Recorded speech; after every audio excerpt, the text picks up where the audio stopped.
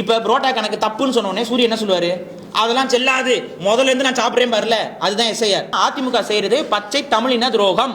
பிஜேபியோட கூட்டணியில் இருக்கவங்க எல்லாம் உங்களுக்கு எதிராகவே பேசிக்கிட்டு இருக்காங்களே, ஏன் இதுக்கு பதில் சொல்ல முடியுமா அதிமுகவால? எதுக்கு இந்த அவசர கதி? ஏன் இதே எஸ்ஐஆர் தேர்தலுக்கு அப்புறம் பண்ணுங்க.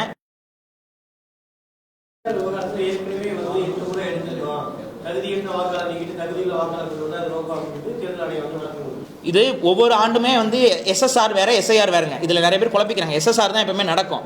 இது இப்ப நடக்கிறது எஸ்ஐஆர், இன்டென்சிவ் ரிவிஷன். இன்டென்சிவ் ரிவிஷன்னா மொத்தமா அழி. எடுத்துக்காட்டுக்கு சூரி புரோட்டா திங்கிறாரு கடையில, சூரி புரோட்டா திங்கும் போது கணக்கு வச்சுக்கிட்டே இருக்கிறது அப்படிங்கிறது எஸ்எஸ்ஆர். இப்ப புரோட்டா கணக்கு தப்புன்னு சொன்னோடனே சூரிய என்ன சொல்லுவாரு? அதெல்லாம் செல்லாது, முதல்ல இருந்து நான் சாப்பிடுறேன் பாருல, அதுதான் எஸ்ஐஆர். இவங்க என்ன சொல்றாங்கன்னா, இந்த நம்ம இப்ப வாக்காளர்கள் தான் நம்ம எல்லாரும், ஆனா இப்ப நம்ம வாக்குலாம் செல்லாது, முதல்ல இருந்து கணக்கு பண்ணுங்கிறாங்க. இங்க இறந்தவர்களும் இங்க புதுசா சேர்றவங்களையும் கணக்கு பண்றதா முறையா இருக்குமே ஒழிய, அதே போல ரிப்பீட்டடா வார்த்தைகள் இதெல்லாம் வந்து ஒரு சின்ன ஒரு அப்ளிகேஷன்ல பண்ணிடலாம், ஒரு கம்ப்யூட்டர் ப்ரோக்ராம்ல பண்ணிடலாம். லிஸ்ட்ல வந்து ரிப்பீட்டடா எங்கெங்க வருது, ரிப்பீட்டட் அட்ரஸ்ல ரிப்பீட்டட் நேம்ஸ் எங்கெங்க வருது, ஆட் அட்ரஸ் எங்கெங்க வருது, ஆட் நேம்ஸ் எங்கெங்க வருதுன்னு ஒரு ப்ரோக்ராம் ஒரு நார்மலா ஒரு ஐடி ஊழியர்கிட்ட கொடுத்தீங்கன்னா அவர் ப்ரோக்ராம் ரெடி பண்ணி கொடுத்துருவாரு. ஃப்ரீ சாஃப்ட்வேர்ஸ் இருக்கு இதுக்கு. இதை செய்யறதுக்கு இல்லாம கணக்கு ஃபுல்லா அழி நான் புது கணக்கு எழுதுறேங்கிறது இவங்களோட நோக்கம் என்னன்னா, புதிய வாக்காளர்களை இங்க சேர்க்க வேண்டும். புதிய வாக்காளர்கள் என்று அவர்கள் கருதுவது யார் அவர்களுக்கு வாக்கு போடுவார்களோ, யார் பாரத் மாதா கி ஜெய் என்று சொல்கிறார்களோ அவர்களை வாக்காளர்களாக தமிழகத்தில் அமர்த்துவதற்கான ஒரு சதி திட்டம் தான். எஸ்எஸ்ஆர் வேற எஸ்ஐஆர் வேற, இதுக்குள்ள நம்ம குழப்பிக்க வேண்டாம். தேர்தல் ஆணையம் ஒவ்வொரு முறையும் எஸ்ஐஆர் இப்ப நடைமுறைப்படுது. எஸ்எஸ்ஆர் தான் நான் சொன்னேன்ல, ஜனவரி 6ஆம் தேதி எஸ்எஸ்ஆர் நடந்திருக்கு. 12 மாசம் கூட முழுமையா முடியல, அதுக்குள்ளே திரும்ப எதுக்கு எஸ்ஐஆர்? அப்ப அந்த எஸ்எஸ்ஆர் எதுக்கு நடத்துனீங்க? எதுக்கு அரசாங்கத்துடைய காசை வேஸ்ட் பண்ணீங்க? இதுதான் கேள்வி.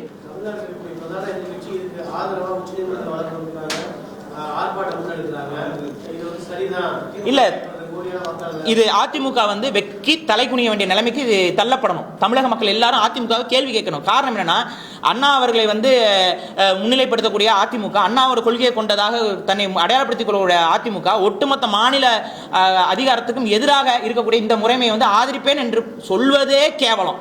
அதை வழக்கு வேற போய் போடுவது அதை விட கேவலம். அந்த கேவலத்திற்கு நீதிமன்றமே அவருக்கு பதில் கொடுத்துச்சு. உங்களுக்கு தேவைன்னா தனியா வழக்கு போடுங்க, அதை விட்டு வேற ஒரு வழக்குல வந்து உள்ள ஜாயின் பண்ண முடியாது ஆப்போசிட்டான்னு சொல்லி அவங்களை அனுப்பி விட்டுருக்காங்க. இதுதான் நடந்திருக்கு. ஸோ இங்க என்ன பாத்தீங்கன்னா, அதிமுக செய்யறது பச்சை தமிழின துரோகம். எடப்பாடி பழனிசாமி அவர்கள் தன்னுடைய அதிகாரத்தை காப்பாற்றிக் கொள்ள வேண்டும் என்பதற்காக, தன்னுடைய கட்சியில அதிகாரத்தை காப்பாற்றிக் கொள்ள வேண்டும் என்பதற்காக இந்த மாதிரி வளைந்து கொடுத்து நெளிந்து கொடுத்தால் அவருடைய நம்பகத்தன்மை வந்து உடைத்தெறியப்படும். நீங்க நினைக்கலாம், இங்க வந்து 1 கோடி வாக்காளர்கள் உள்ள ஆட் ஆனாங்க அப்படின்னா அது பிஜேபி கூட்டணியில் இருக்க நமக்கு தானே வரும், அதனால நம்ம இந்த முறை வரலாம், அடுத்த முறை நீங்க இருப்பீங்களா? அதிமுக இருக்குமா? இந்த முறையே நீங்க இருப்பீங்களாங்கிறது சந்தேகம் தான். நீங்க தான் கூட்டணியே வச்சுட்டீங்க. அப்படி இருந்தும் வந்து பிஜேபியோட கூட்டணியில் இருக்கவங்க எல்லாம் உங்களுக்கு எதிராகவே பேசிக்கிட்டு இருக்காங்களே, ஏன் இதுக்கு பதில் சொல்ல முடியுமா அதிமுகவால? பிஜேபியோட கூட்டணியில் இருக்காங்க, உங்களை விட்டு பிரிந்து போனவங்க பிஜேபியோட கூட்டணியில் தான் இருக்காங்க. அப்படி இருக்கிறவங்க எந்த அடிப்படையில் உங்களுக்கு எதிராகவே பேசிக்கிட்டு இருக்காங்க? நீங்க கூட்டணியில் தான் இருக்கீங்க. எந்த நேரமும் உங்களுடைய பொறுப்பு என்பது நீக்கப்படும். நீங்க அவங்களுக்கு பர்மிஷன் கொடுக்க அவர்களுக்கு வளைந்து கொடுக்க நீங்கள் தான் ஒண்ணும் இல்லாமல் போவீர்கள். இதை நான் வெளிப்படையாவே பதிவு பண்றேன்.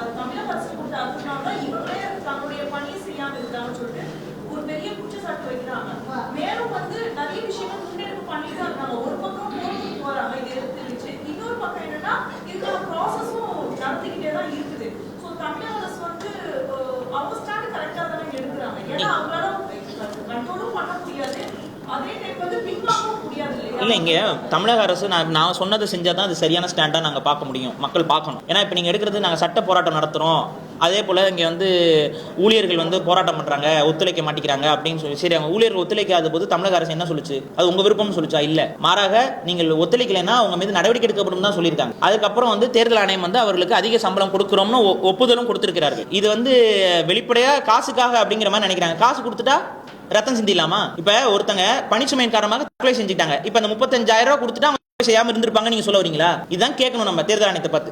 செய்யற அளவுக்கு அங்க பணிச்சுமை அதிகரிக்குதுங்கிறத நீங்க பார்க்கணும். எவ்வளவு காசு கொடுத்தாலும் அந்த பணிச்சுமையை ஒரு மனிதனுக்கு நம்ம கொடுக்கலாமா? ஏன் நான் கேட்கிறேன், எதுக்கு இந்த அவசர கதி? ஏன் இதே எஸ்ஐஆர் தேர்தலுக்கு அப்புறம் பண்ணுங்க, இல்ல ஒரு வருஷத்துக்கு முன்னாடி நீங்க பண்ணிருக்கலாம். உங்க கையில தானே கவர்மெண்ட் இருந்துச்சு, இப்பதான் உங்களுக்கு நாணயம் வந்துச்சா? தேர்தலுக்கு முன்னாடி இந்த அவசர கதியில தான் உங்களுக்கு நாணயம் வருமா? அப்ப இது வந்து முழுக்க இது அரசியலாகத்தான் பார்க்கப்படும். இன்னொன்னு, நாங்க வழக்கு போட்டிருக்கோம், வழக்காடுறோம் அப்படி, இதை நீங்க பாருங்க. ஆதார் கார்டு வந்துச்சு, ஆதார் கார்டு வந்தப்ப அது வந்து அது மேண்டேட்டரி கிடையாது அப்படின்னு சொல்லி சொல்றாங்க. மத்திய அரசும் அதான் சொல்லிச்சு. ஆனால் நம்மகிட்ட திணிக்கப்பட்டாங்க. இல்லை ஆதார் கார்டு கட்டாயம் எடுக்கணும்னு ஒரு பக்கம் சொல்லப்பட்டு இருந்துச்சு. ஆதார் கார்டுக்கு எதிராக வழக்கு நடந்துச்சு கோர்ட்ல. அந்த கோர்ட்ல சுப்ரீம் கோர்ட்ல என்ன சொன்னாங்கன்னா, ஆதார் இஸ் நாட் மேண்டேட்டரி தான் தீர்ப்பு கொடுத்தாங்க. சுப்ரீம் கோர்ட் ஆஃப் இந்தியாவோட தீர்ப்பு இன்னும் இருக்கு.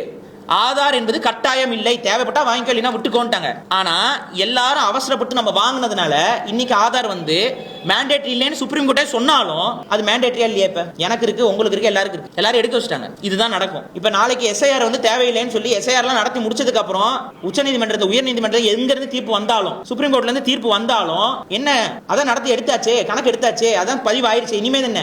ஸோ கண்கட்ட பின் சூரிய நமஸ்காரம்ங்கிற கான்செப்ட்ல தான் இது போய் நிற்கும். இதை எதிர்க்கணும். இந்த நடைமுறையை ஒரு பக்கம் நடத்தி விட்டுட்டு அதுக்கு வந்துட்டு அப்புறம் வந்து நாங்க பாத்துக்கிறோம் அப்படின்னு சொல்றது வந்து ஏதோ ஒரு கூட்டு சதியாக தான் நான் பார்க்கிறோம். தமிழக மக்களுடைய உரிமையை பறிக்கக்கூடிய ஒரு கூட்டு சதியாக தான் இது பார்க்கப்படுங்கிறதா இங்க பதிவு செய்யறேன்.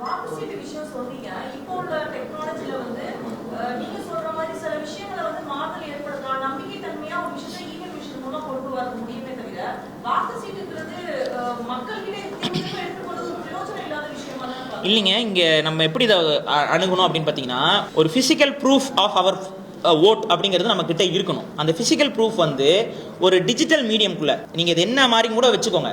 ஒரு டிஜிட்டல் மீடியம்குள்ள ஒரு பிசிக்கல் ப்ரூஃப்ங்கிறது கிடையவே கிடையாது. Any digital form of medium is hackable, is ஆல்டர்னேட்டா பண்ண முடியாது. அதுக்கு தகுந்த மாதிரி ப்ரோக்ராம் உருவாக்க முடியும். அந்த ப்ரோக்ராமை அது நிறைய பேர் போட்டு காமிச்சிருக்காங்க. இவங்க என்ன சொல்றாங்கன்னா, எங்களை நம்புங்கள், தேர்தல் ஆணையத்தை நம்புங்கள், நம்பிக்கை தான் எல்லாம் தான் நீங்க சொல்றீங்க ஒழிய அந்த நம்பிக்கைக்கு பின்னாடி நமக்கு என்ன நடக்குதுங்கிறது ஒரு பிளைண்ட் பிலீஃப்ல தான் நம்ம போக முடியும். அந்த பிளைண்ட் பிலீஃப் இருக்கக்கூடாது. வெரிஃபைபிளா ஒரு விஷயம் இருக்கணும். பட் எலக்ட்ரானிக் இதுல வந்து வெரிஃபைபிளா ஒரு விஷயத்தை பண்ணவே முடியாது. ஈஸியா அதுல வந்து ஒரு வேலையை செஞ்சிட முடியும், ஒரு ஏமாற்றத்தை செய்ய முடியும். அப்ப நாங்க இங்க என்ன சொல்றோம்னா, எதுக்கு அந்த ரிஸ்க்? இன்னைக்கு டெக்னாலஜில நம்ம மற்ற நாடுகள்கிட்ட டெக்னாலஜி, ராணுவ டெக்னாலஜில இருந்து ஒப்பந்தம் போட்டு இருக்கோம். ரஷ்யா கிட்ட போடுறோம், அமெரிக்கா கிட்ட போடுறோம். இது மாதிரி வளர்ந்த நாடுகளுக்கு ஒவ்வொரு நாட்டுக்குமே டெக்னாலஜிக்காக நம்ம போறோம். சீனாவுக்கு போறோம். இதுல எந்த நாட்டில் எலக்ட்ரானிக் ஓட்டிங் மிஷினை நடைமுறையில் வச்சிருக்காங்க? அவங்கள விட நம்ம டெக்னாலஜி வளர்ந்துட்டோம் நம்ம சொல்ல போறோமா? இல்ல அவங்களுக்கு தெரிஞ்ச ஒரு விஷயம் நமக்கு இங்க தெரியாம இருக்கா? இவ்வளவுதான் கேள்வி. இப்ப நம்ம வச்சிருக்க எல்லாரோட போனும் ஹேக்கபிள் தான். எந்த கம்பெனி போனா இருந்தாலும் சரி, இட் இஸ் ஹேக்கபிள். அதனால தான் சொல்ல, தெரியாம ஒன்று அமைக்கிட்டீங்கன்னா அது வந்து உங்களோட பணம் போயிருது. இன்னைக்கு பணம் போதா இல்லையா? பேங்கோடைய அக்கௌண்ட்ஸ்ல இருந்து பணத்தை திருடுறாங்களா இல்லையா? ஒரு சின்ன தவறு நடக்கும்போது, ஒரு சின்ன பிரச்சனைகள் நடக்கும்போது, இவ்வளவுதான் விஷயம். அப்ப எலக்ட்ரானிக் பேஸ் மீடியம் வந்து நம்ம முழுமையா அங்கீகரிக்க முடியாது, ஆதரிக்க முடியாது. நம்மளுடைய பழைய வாக்குச்சீட்டு முறை என்பதுதான் ஓரளவுக்கு ஸ்திரத்தன்மை கொண்டது. அன்னைக்கு அந்த ஸ்திரத்தன்மை இல்லாம போனதுக்கு நமக்கு வீடியோ இந்த மாதிரியான ஆதாரங்கள் கிடையாது. ஆனா இன்னைக்கு வந்து இன்னைக்கு இருக்கக்கூடிய சர்வேலன்ஸ் டெக்னாலஜி ரொம்ப அதிகமா வளர்ந்துருக்கு. அன்னைக்கு பாத்தீங்கன்னா ஒரு காவல் அதிகாரி, 2 காவல் அதிகாரியே போட்டிருப்பீங்க. அவங்க கிட்ட காசு கொடுத்துட்டாலோ இல்ல அவங்களை மிரட்டிட்டாலோ அதை சாத்தியப்படுத்திடலாம். ஆனா இன்னைக்கு சிசிடிவி ஃபுட்டேஜ்ல வச்சுக்கோங்க, சிசிடிவி சர்வேலன்ஸ்ல வச்சுக்கோங்க. இன்னைக்கு மக்கள் ஒவ்வொருத்தருக்கிட்டையும் போன் இருக்கு, எல்லார்கிட்டையும் போன் இருக்கு, அதுல எல்லார்கிட்டையும் கேமரா இருக்கு.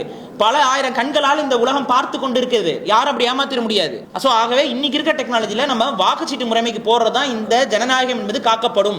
நான் இங்க பேசிக் கொண்டிருப்பது என்பது ஏதோ எனக்கோ அப்படிலாம் இல்ல, இந்த நாட்டுடைய எதிர்காலத்துக்காக நான் பேசிக்கிட்டு இருக்கேன். இந்த நாடு என்பது நல்லவர்களால, நேர்மையானவர்களால, மக்களால ஆளப்பட வேண்டும் என்றால், மக்களுடைய விருப்பத்திற்கு ஏற்ப இந்த நாடு ஆளப்பட வேண்டும் என்றால் அது வாக்குச்சீட்டு முறைமையில் தான் சாத்தியம். இவிஎம் அல்ல, சந்தேகத்திற்குரியதே அப்படிங்கறத என்னுடைய இறுதி கருத்து.